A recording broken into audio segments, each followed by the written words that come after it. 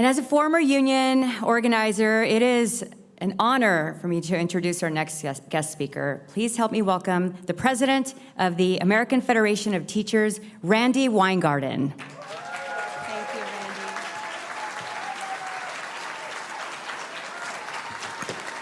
So I'm so glad. Stop.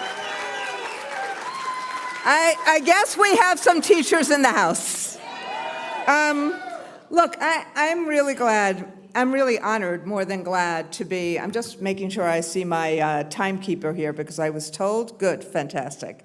Because I'm not going to look at my notes, I'm going to look at all of you. I'm really glad to be here. I'm honored to be here. I'm honored to be in a state that, Yoli, you're leading this party to be its best self. And I just wanted to say thank you for doing that work. And I want to say thank you to all of you, including all the candidates who are running, because you could see, and I've been in this work for a long time. Could you tell I'm from New York? Did I get the New York right? Obviously, some people from New York here. But you can see what has happened in terms of Arizona. You can see when you have Adrian, both as a recorder in Maricopa County and now as a Secretary of State, how you are protecting democracy.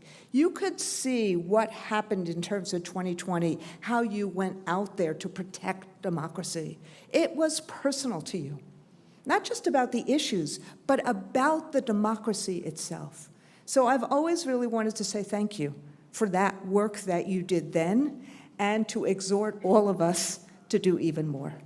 Because what's happened now, and as someone who has become the target of some of their worst misogyny, why do they target teachers? Why would Mike Pompeo call me the most dangerous person in the world? Not just in the country, but the world. Why would Vance go after me? Not that he didn't even know that I actually have, children and grandchildren by marriage, but why would he go after me and say it disturbs him that teachers who are childless or unmarried shouldn't be teachers? Like, isn't he Catholic? Didn't he have nuns? But the question, well, maybe it's because he went to Yale, who knows? But the question is why? And the why, and this is what I want to spend my couple of minutes on, the why is because they are really afraid of pluralism, of patriotism, of democracy, and of knowledge.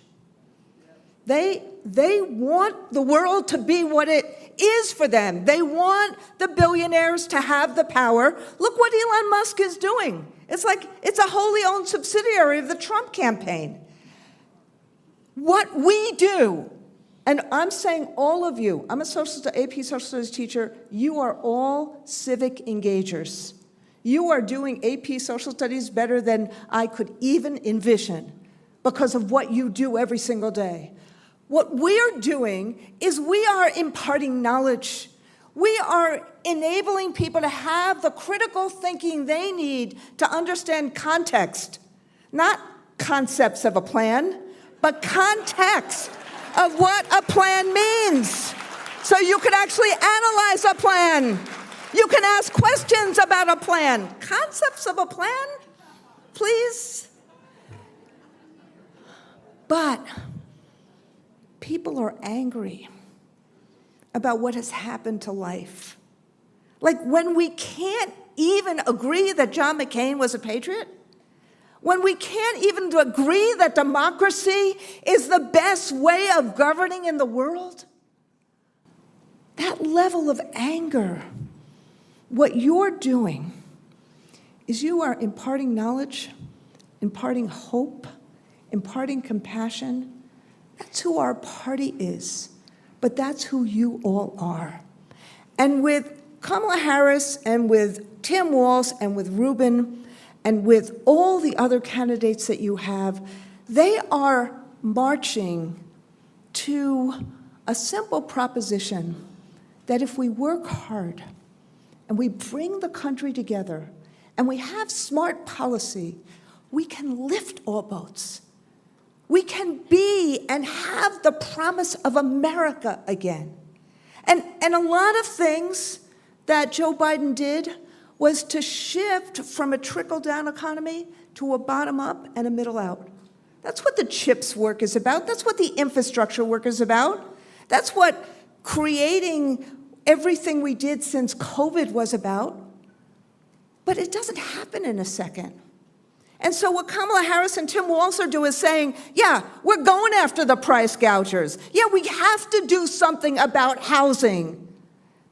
We have to do something about making sure that Social Security is sacrosanct. And yes, we have to do something to make sure that no one fears that they are an illness away from bankruptcy or a student debt away from opportunity. So the last thing I will say is this, as I see the wrap up quickly. We have to be the apostles of that. You heard Trump eat the dogs, eat the cats, create the fear. The only way that we overcome that fear is when we knock on doors and we see people for who they are, and they feel respected and they feel like they're valued. And that's what I have watched Arizona and this Democratic Party do for the last 3 cycles. And now, because it's razor edge or in the margins, we got to do it even more. I was with walkers today, 400 at the first stop, 100 at the second stop. They are in it to win it. You, my friends, if we march, if we fight, if we vote, if we get out the vote, the promise of America is because of what Arizona does. The promise of America will be there for all of us because of what you do. Thank you.